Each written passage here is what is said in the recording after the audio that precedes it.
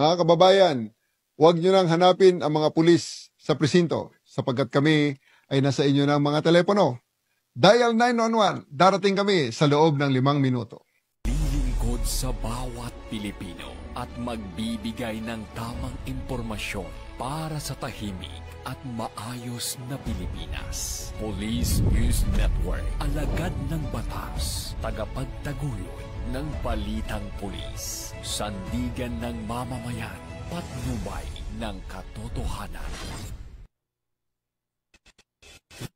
Kampo Krame, maghahatid ng pinakahuling kaganapan at nagbabagang balita. Ito ang PNN Police News Network. At ngayon, ang inyong mga tagapagbalita. Magandang araw, Bagong Pilipinas. Kami ang inyong alagad ng batas, tagataguyod ng Balitang Pulis. Patrolwoman Ronalyn Tanggiak mula sa Regional Mobile Force Battalion ng NCRPO. At ngayong araw, makakasama po natin bilang co-host si Seaman First Class Miko Lim mula sa Philippine Navy. Magandang araw po sa inyo, sir. Magandang araw din po, ma'am. Bago po ang lahat, nais ko lang po magpasalamat sa Philippine National Police sa pagbibigay ng oportunidad na kami po ay inyong makasama dito sa inyong programa. Kami po ay maghahatid na sa inyo ng tamang balita, kwento ng pulis at serbisyo para sa mamamayan. At ito ang PNP News Online.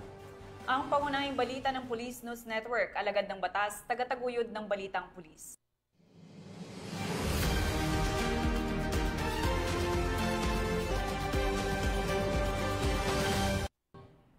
Narito ang mga balitang dapat niyong abangan.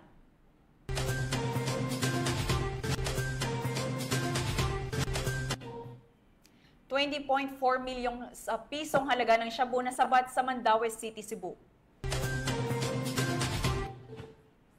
11 miyembro ng Bangsamoro Islamic Freedom Fighters formal nang nagbalik loob sa pamahalaan.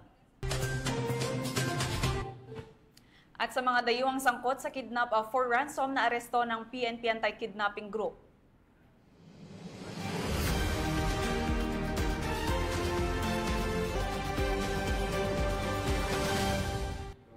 Narito ang mga balitang hatid ng ating PNN correspondents mula sa iba't ibang panig ng bansa.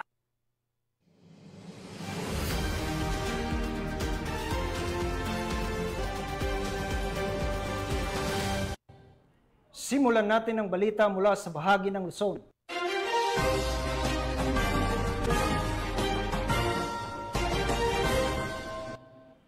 Matagumpay na naaresto ng Philippine National Police Anti-Kidnapping Group ang mga foreign national na sangkot sa kasong kidnap for ransom na naganap noong July 1, 2025 sa Metro Manila. Sa isinagawang press briefing sa Camp Crame, inihayag ni PNP Chief Police General Nicholas Torre III na nasakote ang mga sospek sa isang follow-up operation na isinagawa sa lalawigan ng Batangas. Bukod sa pagkakaaresto sa mga dayuhang suspek, na-recover din sa kanila ang mga sasakyang ginamit sa krimen na posibleng magsilbing mahalagang ebidensya sa isinagawang investigasyon. The Philippine National Police today is here to report the successful resolution of a kidnap for ransom case involving a foreign national who was abducted under the pretense of a vehicle transaction. The incident took place last July 1, 2025 in Metro Manila, and based on our investigation, it became clear that the kidnapping was premeditated and carried out by an organized group composed of both foreign and local individuals. The victim, who was assisting a relative in a supposed car sale, met with the individuals who turned out to be the part of the kidnapping operation, and after gaining the victim's trust, they took control of the vehicle and demanded a large sum of money from the family in exchange for the victim's release. Once the incident was reported, the PNP immediately activated our anti-kidnapping action team and launched a coordinated effort with other law enforcement units. Over several days, we conducted surveillance, intelligence build-up, and interagency coordination. And on July 13, after days of negotiation and follow-up operations, our team successfully rescued the victim in Batangas and arrested several suspects. Follow-up pursuit operations led to the operation of more individuals in different locations, including Metro Manila and Cavite, and the recovery of multiple vehicles linked to the operation. We are currently preparing the appropriate charges against all those involved, and our initial assessment points and our initial assessment points to a highly organized group that may also be linked to other similar incidents in the past. This case serves as a strong reminder of the importance of immediate reporting, community cooperation, and sustained vigilance to those who continue to operate criminal enterprises in our country. Know that the PNP is fully committed to tracking you down and holding you accountable. To our law-abiding citizens and partners in the private sector, we thank you for your continued trust and support. The safety of our communities remains our top priority, and we will remain relentless in our mission to protect. Maliwanag ito na produkto ito ng early reporting. May cooperation ka agad ang biktima. Though may mga negotiations na ginawa sila, pero eventually they trusted us and gave us the confidence and support. Kaya nagawa namin ito na mahuli talaga itong 12 ang tao natin dito. 12, 6 na foreigners at 6 na Pilipino ang nahuli natin dito.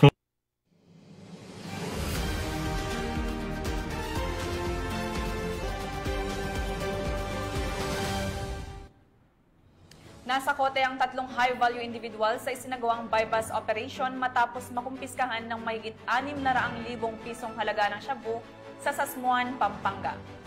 Ang matagumpay na operasyon ay bahagi ng pinaigting na kampanya ng PNP kontra illegal na droga alinsunod sa direktiba ni Chief PNP Police General Nicolas Torre III. Ang report mula kay Patrolwoman Jelly Peña. Isang matagumpay na anti-illegal drug operation ang sinagawa ng mga operatiba ng Police Regional Office 3 na nagresulta sa pagkakaaresto ng 3 high-value individuals na sangkot sa pagbebenta at pag-iingat ng pinagbabawal na gamot na nagkakahalaga ng mahigit 600,000 pesos sa kahabaan ng Jupiter Street, Barangay San Nicolas II, Sasmuan, Pampanga, bandang 1:00 ng madaling araw nito lamang 11 ng Hulyo taong kasalukuyan.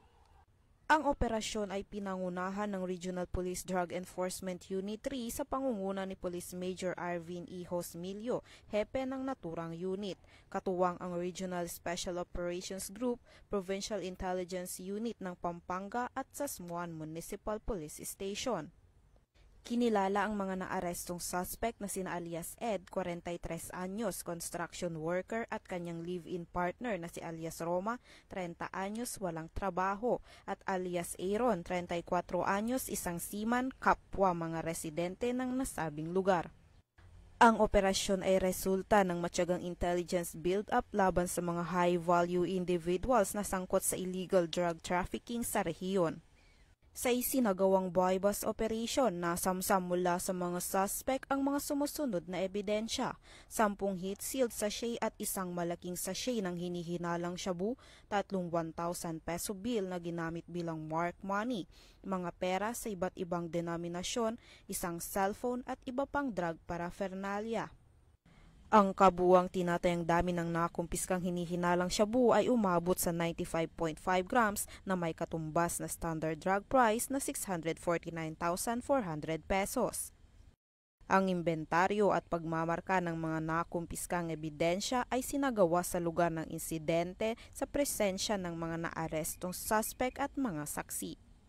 Ipinaalam sa mga suspect ang kanilang karapatan alinsunod sa Miranda Doctrine at agad na dinala sa tanggapan ng RPDEU para sa kaukulang dokumentasyon at disposisyon.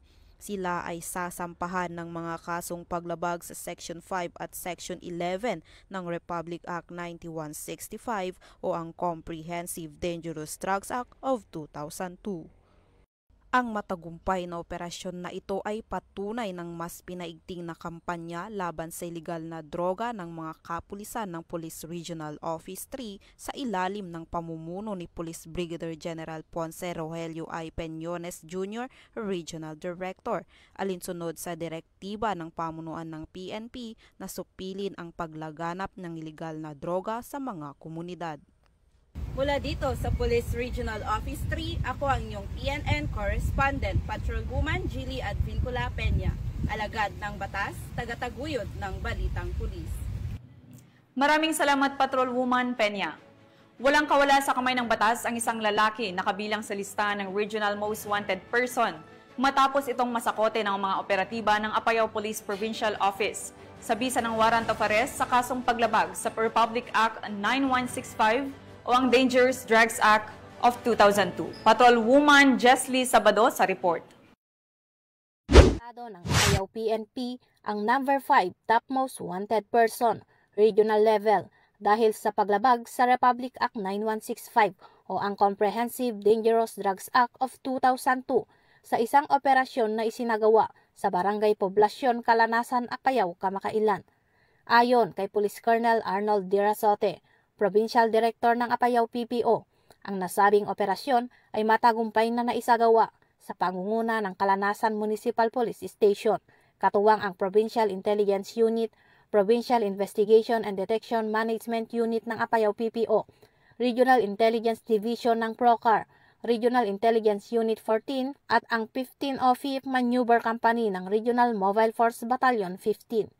Isinagawa ang pag-aresto sa bisa ng warrant of arrest na inilabas ni Honorable Judge Marvin Paduyaw Aniceto ng Regional Trial Court Branch 26, Luna, Apayao noong Hunyo 19, 2025 para sa paglabag sa Section 11 ng RA 9165 na may inirekomendang piyansa na 200,000 pesos.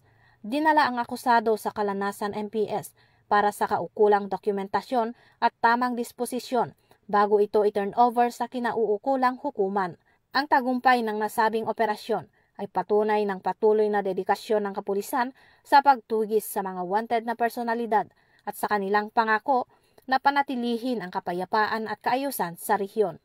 Mula dito sa Rehiyon Cordillera, akong yung PNN correspondent, Patrolwoman Jesly Sabado, alagad ng batas, tagataguyod ng Balitang Pulis. Maraming salamat, Patrolwoman Jesly Sabado sa report. Hindi nakalusot sa bitag ng operatiba ang dalawang high-value individual matapos maaresto sa ikinasang bypass operation ng Northern District Drug Enforcement Unit at Philippine Drug Enforcement Agency sa Caloocan City. Nakatutok dyan si Patrolwoman Ivy Corporal. Arestado ang dalawang high-value individual sa isinagawang bypass operation ng pinagsanib na puwersa ng Northern Police District, District Drug Enforcement Unit at Philippine Drug Enforcement Agency sa Barangay 133, Caloocan City, dakong alas 4:45 ng madaling araw nitong Hulyo 11 taong kasalukuyan.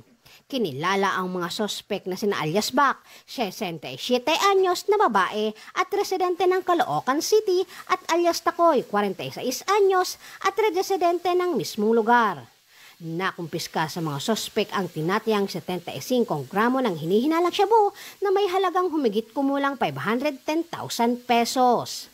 Ang mga naarestong sospek ay mahaharap sa kasong paglabag sa Section 5 at 11, Article 2 ng Republic Act 9165 o mas kilala bilang Comprehensive Dangerous Drug Act of 2002. Mula dito sa Camp Bagong Diwa, Bikutan, Taguig City, ako po ang inyong PNN correspondent, Patrolwoman Ivy Corporal, alagad ng batas, tagataguyod ng Balitang Pulis. Maraming salamat, Patrolwoman Corporal. Sa patuloy na dikain ng kapulisan na magsilbi sa katuwang sa komunidad, matagumpay na isinagawa ang 3 araw na medical and dental mission sa La Union. Sa ilalim ng programang Serbisyong Bayanihan, katuwang ang lokal na pamahalaan ng government organization na Confederate Sentinels of God. Yan ang balitang inihatid ni Police Corporal Joanna Marie de los Santos. Matagumpay na isinagawa ng local government unit, Confederate Sentinels of God Incorporated at Philippine National Police ang ginanap na 3-day medical and dental mission sa munisipalidad ng Bagulin, Burgos at Tubao, La Union na nagsimula nito lamang Biyernes, Hulyo 11 ngayong taon. Pinangunahan ni Police Lieutenant Colonel Francisco B. Cacas Jr., Officer in Charge ng Regional Police Community Affairs and Development Unit 1, ang delegasyon ng PNP na nagbigay ng police assistance sa buong aktibidad. Ang serbisyong bayanihan na ito ay suportado ni na Congressman Dante Garcia ng 2nd Distrito ng La Union, Honorable Kenneth Paulo C. Tireng ng KM ngayon na, mga alkalde ng nasabing bayan, at iba pang miyembro ng CSG na pinamumunuan ni FDR Alvin Constantino. Asahan po nila na tuloy-tuloy po ang paglapit po natin ng mga serbisyo po sa ating mga kababayan at sana po hindi po sila magsawang umattend po sa ating mga medical dental vision para po ma-maximize po natin at maibigay po natin yung tulong sa kanila. And maraming salamat po sa lahat, mga volunteers, mga personal po ng PNP sa pagtulong po at pagsuporta po sa ating mga programa po kaya po ng medical dental vision. Sa ngalan po ng ating Chief PNP, Nicolas Torre III, ng PICAG, Brigadier General Marvin Saro, at lahat ng community relations ng PRO1 at support unit ng PICAG dito sa 2nd District of La Union. Maraming salamat po sa inyong partisipasyon. Napakalaki po ng parte at halaga ng kapulisan kasama ang sibilyan sa pagtutulungan upang iangat ang maralitang kababayan. Maraming salamat po sa inyo. Umabot sa humigit kumulang 2,000 benepisyaryo ang nabigyan ng libreng medical at dental consultation, kabilang na ang pamamahagi ng libreng gamot. Yaman mi ko na po Diyos sa kasla nagayatan na po Diyos dito yung in may kayo to nga may tumulong kadagiti patanaw da kami dito soleno kabanbantayan manmanuti ka kasi nga kanang di ko na kon nalabit pagayatan niya po Diyos ngayon. Turong na kayo dito nga may tumulong kadagiti kada kami ito nga kaaduan natin nakakaasit ipanagbiag na. At siyempre wada masakit kada kami awan makabaulan may pan kami ti ospital awan kami anyang itong palmi. Nagsagawa rin ang PNP ng pamimigay ng flyers na naglalaman ng crime prevention tips, LCAC at PNP Isumbong hotlines. Naging makabuluhan ang naturang aktibidad na nagtapos kahapon araw ng Linggo. Isang patunay na sa tulong ng pagtutulungan ng pamahalaan, pulisya at mga pribadong grupo na ihahatid ang serbisyong tunay at may malasakit para sa bayan. Mula dito sa Ilocos Region, ako ang inyong PNN correspondent, Police Corporal Joanna Marie N. De Los Santos, alagad ng batas, tagataguyod ng Balitang Pulis. Maraming salamat Police Corporal De Los Santos. Tunghayan naman natin ang balita mula sa Visayas.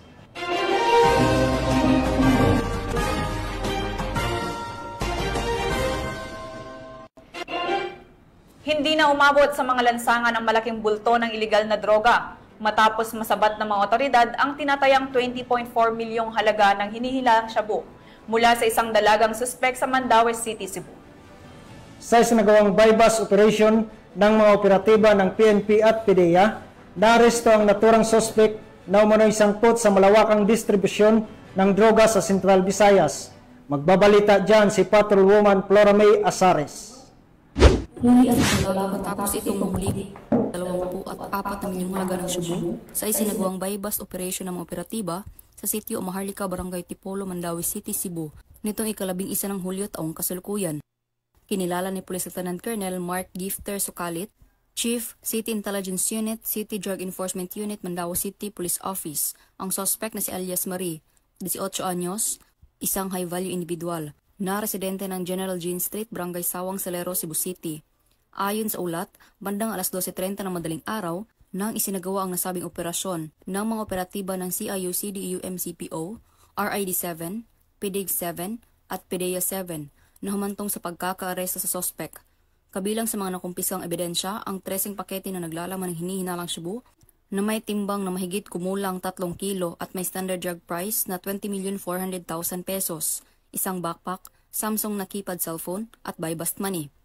Ang nasabing sospek ay kasalukuyang nasa kustodiya ng nasabing tanggapan at mahaharap sa kasong paglabag sa Section 5 at 11, Article 2 ng RA 9165 o Comprehensive Dangerous Drugs Act of 2002. This significant bust highlights ongoing efforts to combat illegal drug trafficking in the region, a continuing priority for law enforcement agencies in Cebu. As the operations unfolded, authorities made clear their commitment to ridding the streets of illegal substances and dismantling drug syndicates. City Director Acosta Jr., in his statement, emphasized the importance of cooperation and vigilance in the fight against illegal drugs. He said that we should remain committed to our mission of ensuring the safety and well-being of our communities. The arrest of individuals involved in the drug trade is a direct result of our collaboration with various agencies. This success sends a strong message that drug-related activities will not be tolerated in Mandawi City. Authorities urge the public to remain vigilant and report any suspicious activities to local law enforcement to help continue the fight against illegal drugs. Mula dito sa Central Visayas, ako ang inyong Police News Network Correspondent, Patrolwoman Flora May Azares, alagad ng batas, tagataguyod ng Balitang Pulis. Maraming salamat, Patrolwoman Azares. Sa tuloy-tuloy na pagpapatupad ng kampanya kontra iligal na droga, matagumpay na nasabat ng mga otoridad ang tinatayang 2.7 milyong pisong halaga ng hinihilalang shabu, kasamang ilang armas sa isinagawang bypass operation sa Gabatuan, Iloilo. Nakibalita dyan si Patrolwoman Lynette Sablon. Sa patuloy na kampanya ng Police Regional Office 6 sa ilalim ng direktiba ni Police Brigadier General Josefino Diligan, Acting Director ng PRO6, laban sa iligal na droga, 4 na hinihinalang tulak ng droga, kabilang ang isang minor de edad ang naaresto sa isang matagumpay na bypass operation sa Barangay Hanipaan, Ulo, Cabatuan, Iloilo. Nito lamang 11 ng Hulyo, taong kasalukuyan. Umabot sa higit kumulang 400 gramo ng hinihinalang shabu na may tinatayang halaga na 2,720,000 pesos ang nasabat mula sa mga suspect. Kinilala ang mga suspect na si alias Vince, 44 na taong gulang, taga-barangay Damoong, Haniway, Iloilo, na itinuturing na high-value individual, si alias Kaloy, 32 anyos, taga-barangay Hanipaan, Cabatuan, Iloilo. Isa ring high-value individual, si alias Joyce, 20 anyos, taga-barangay Kadagmayan Sur, Santa Barbara, Iloilo, na kabilang si street-level individuals at isang minor de edad. Kasama sa mga nagkumpiskang ebidensya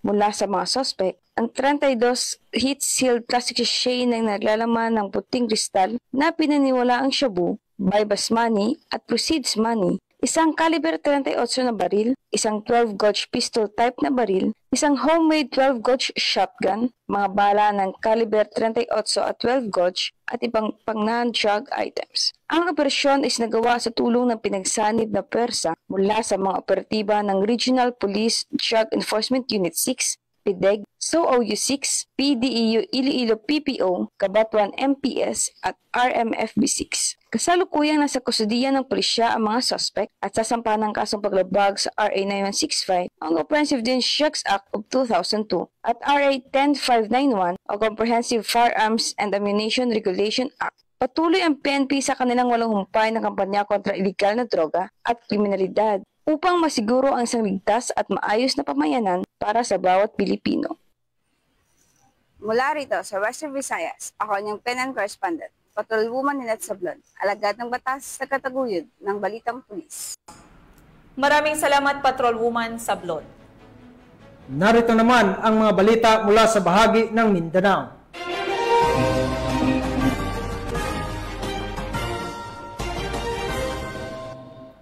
Isang makasaysayang hakbang tungo sa kapayapaan ang nasaksihan sa Maguindanao del Sur ng 11 dating miyembro ng Bangsamoro Islamic Freedom Fighters ang formal na nagbalik loob sa pamahalaan. Sa harap ng mga opisyal ng militar, pulisya at lokal na pamahalaan, isinuko ng mga dating rebelde ang kanilang mga armas bilang sagisag ng kanilang pagtalikod sa armadong pakikibaka. Tinutukan yan ni Patrolwoman Angela Bandarlipe. Voluntaryong sumuko ang 11 aktibong miyembro ng Bangsamoro Islamic Freedom Fighters, bungos faction sa pamahalan sa Datu Saudi Ampatuan, Maguindanao del Sur nito lamang Hulyo taong kasalukuyan. Iprenesenta ang mga dating ekstremistang grupo sa PNP at 61st Brigade at tumanggap ang maito ng cash assistance, tigisang sako ng bigas at livelihood program galing sa lokal ng pamahalan ng Maguindanao del Sur at Mafar Bar. Kasabay ng kanilang pagbalik loob ang pagsuko ng kanilang matataas ng kalibre ng armas, kabilang isang M653 rifle, isang M200 grenade launcher, isang M16 rifle, isang caliber 50 Barrett sniper rifle, isang 7.62mm sniper rifle, isang M1 carbine, dalang M1 Garand rifle, 7.62mm single shot muzzle, isang M79 grenade launcher, at isang 9mm Uzi bilang simbolo ng kanilang sinseridad at lubusang pagbabalik loob sa pamayanan at pamahalaan, kasabay ng kanilang pakikiisa sa adhikaing pangkapayapaan. Anila, ang walang patid na PNP at military operations, kahirapan, gutom at ang panawagan ng kanilang mga pamilya at mga lokal na opisyal ang nagtulak sa kanila upang sumuko at magbagong buhay.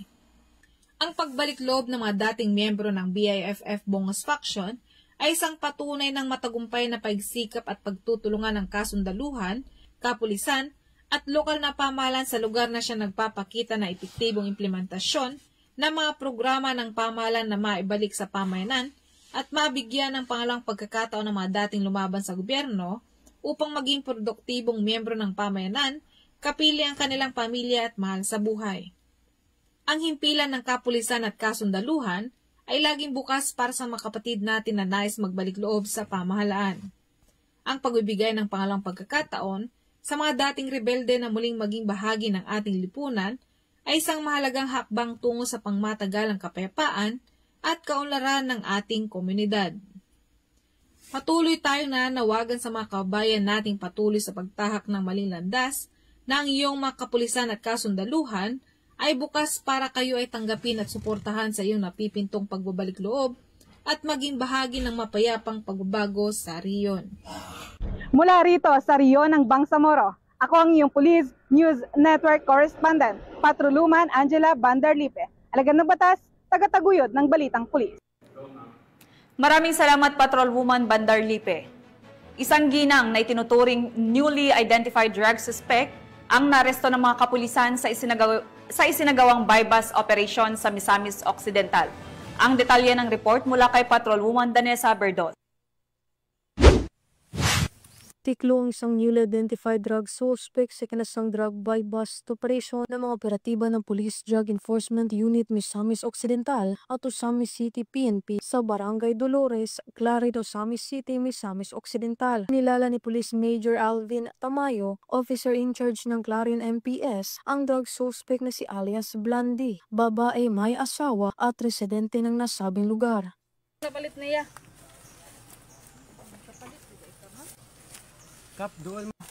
Gidakop sa salaot sa pamaligag mo ang illegal nga droga. Ikaw na katungod sa pagpakahilom. Tanan nimong gipangsulti mahimo kaning pabor o laban kanimo bisag asang korte sa Pilipinas. Sa kinasang drug bypass operation ng mga operatiba ng Clarin Municipal Police Station at Provincial Drug Enforcement Unit ay nasamsam ang 6 na pakete ng hinihinalang shabu at isang 500 peso bill na ginamit bilang bypass money. Tisyo siya, dayari.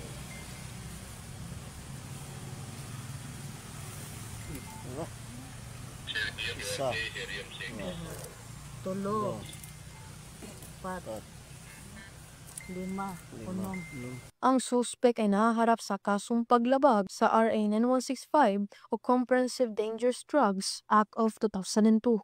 Mula dito sa Camp Capistrano, Gusa, Cagayan de Oro City, ako ang inyong Police News Network Correspondent, Patrolwoman Danessa Berdos, alagad ng batas, tagataguyod ng Balitang Pulis. Maraming salamat, Patrolwoman Berdos. Timbog ang isang lalaki matapos makumpiskahan ng shabu at baril sa ikinasang operasyon ng mga otoridad sa Panabo City. Alamin ang iba pang impormasyon mula kay Patrolwoman John Marie Joy Rupin. Isang lalaki na kinilalang si alias JR, 34 anyos, matapos ang operasyon na isinagawa ng Panabo City Police Station noong Hulyo 11 taong kasalukuyan, katuwang ang 2nd Davao Norte Provincial Mobile Force Company at sa koordinasyon ng Philippine Drug Enforcement Agency Region 11. Nakumpiska ng mga otoridad ang tinatayang 20,900 pesos, halaga ng hinihinalang shabu at isang 38 caliber revolver at mga gamit na umano'y ginagamit sa pagtutulak ng iligal na droga. Ang suspek ay maharap sa kasong paglabag sa Republic Act 9165 o Comprehensive Dangerous Drugs Act of 2002 at Republic Act 10591 o Comprehensive Firearms and Ammunition Regulation Act. Ayon kay Police Lieutenant Colonel Dexter R. Cuevas, officer in charge ng Panabo City Police Station, malaking hakbang ito laban sa iligal na droga sa lungsod. Gayunpaman, binigyang diin ng mga otoridad na ang tagumpay ng kampanya kontra droga ay nakasalalay hindi lamang sa aksyon ng kapulisan, kundi pati na rin sa aktibong pakiisa ng bawat mamamayan. Mula dito sa Police Regional Office 11, ako ang inyong PNN correspondent, Patrolwoman June Mary Joy Ruping, alagad ng batas, tagataguyod ng Balitang Pulis. Maraming salamat, Patrolwoman Ruping. At para sa uling balita, mahigit 100,000 pisong halaga ng shabu ang nasabat ng mga operatiba ng PNP sa magkahiwalay na buy-bust operation na isinagawa sa lungsod ng Bayugan, Butuan. Narito ang report mula kay Patrolwoman Kay Francisco.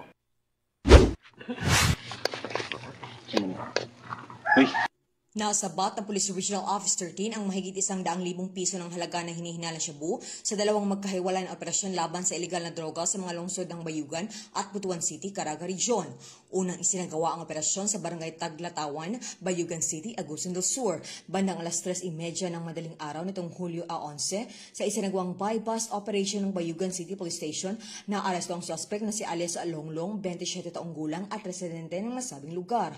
Nasamsam mula sa kanya ang 14 na sachet na hinihinalang shabu na tumitimbang na mahigit 7 gramo at may tinatayang halagang 53,000 piso. Nakuha rin ng 1,000 pisong ginamit bilang marked money. Kasunod ito, dakong alas 4:21 ng madaling araw ay nagsagawa rin ng buy-bust operation ang mga tauhan ng Butuan City Police Station 2 sa Barangay Fort Puyuhan, lungsod ng Butuan City. Naaresto ang suspect na si Alias Dio, 40 taong gulang at residente ng Barangay Maog sa nasabing lungsod. Nakumpiska mula sa kanya ang 10 gramo na hinihinalang shabu na tinatayang nagkakahalaga ng 68,000 piso. Nakuha rin ng isang itim na sling bag, isang kulay kapeng coin purse, 500 pisong marked money, isang timbangan, isang cellphone at isang improvised na gamit na water pipe. Ayon kay Police Brigadier General Christopher N. Abrahano, Regional Director ng Police Regional Office 13, ay patuloy na maigting na kampanya pang tuluyang sugpuin ng pagkat ng ilegal na droga at mapalaya ang rehiyon ng Caraga mula sa impluwensya nito. Ang mga naarestong suspect ay kasalukuyang nasa kustudiya ng mga otoridad at mahaharap sa kasong paglabag sa Republic Act 9165 o mas kilala bilang Comprehensive Dangerous Drugs Act of 2002. Mula rito sa rehiyon ng Caraga, ako ang Police News Network Correspondent, Patrolwoman Kay Francisco, alagad ng batas, tagataguyod ng Balitang Pulis. Maraming salamat, Patrolwoman Francisco. At yan ang mga balitang nakalap ng ating PNN correspondents mula Luzon, Visayas at Mindanao. At bago po tayo magtapos, nais naming ipahatid ang aming taus-pusong pasasalamat sa Public Safety Mutual Benefit Fund Incorporated o ang PSM-BFI para sa kanilang patuloy na suporta sa mga programa ng PNP. At ang patunay po dito ay ang kaninang umaga lamang ay formal nilang isinagawa ang turnover ng isang audio mixer na tiyak na mapapakinabangan dito sa studio. Once again, thank you po and God bless po sa inyo. Siyempre, hindi rin namin makakalimutang pasalamatan ang kasama natin ngayon na si Seaman First Class DL Miko Lim, Philippine Navy. Baka po may gusto kayong pasalamatan. Yes ma'am, maraming salamat po. Thank you din po ma'am. Gusto po naming batiin ang aming Flag Officer in Command na si Vice Admiral Jose Ma Ambrosio Q. Espeleta, Philippine Navy. At ang aming Commander ng Simog PN na si Captain Gregory Gerald B. Pabic, Philippine Navy GSC, at ang aming Deputy Commander ng Simog PN, si Colonel Nelo Hapson, Philippine Navy Marines GSC, at ang aming Acting Chief of Staff and at the same time ang Commandant ng SEMO School ng Simog PN, si Commander Lady Chatterley Alvaro Sumbiling, Philippine Navy. At sa lahat po ng estudyante ng Journalist Advanced Specialization Course Class 03-25, magandang umaga po sa ating lahat. Thank you, sir. Nais ko ring batiin ang aming Regional Director, Police Major General Anthony Abeliada Aberin, at syempre ang aming Force Commander, Police Colonel Celso M. Rodriguez. Hindi ko rin po makakalimutan ang aming Chief BICAS, Police Major Jefferson P. Sadang. Sa ngalan ng pamunuan ng Philippine National Police, sa pangunguna ng PNP Chief, Police General Nicolas Torre III, at sa pamumuno ni President Ferdinand Bongbong Marcos Jr., kami ay maglilingkod sa bawat Pilipino at magbibigay ng tama at balanseng balita. At kami po ay muling nagpapaalala na huwag po nating hanapin ang mga pulis sa mga presinto sapagkat kami po ay nasa inyong mga telepono. Dial 911, darating kami sa loob ng 5 minuto. Dahil sa bagong Pilipinas, ang gusto ng pulis, ligtas ka. Mula rito sa tanggapan ng tagapag-ugnay ng pambansang pulisya, kami ang inyong alagad ng batas, tagataguyod ng Balitang Pulis. Patrolwoman Ronalyn Tanggiak mula sa Regional Mobile Force Battalion ng NCRPO. At ako naman si Seaman First Class Journalist Miko P. Lim, Philippine Navy, maghahatid ng tamang balita, kwento ng pulis at serbisyo para sa mamamayan. Ito ang PNP News Online, ang pangunahing balita ng Police News Network.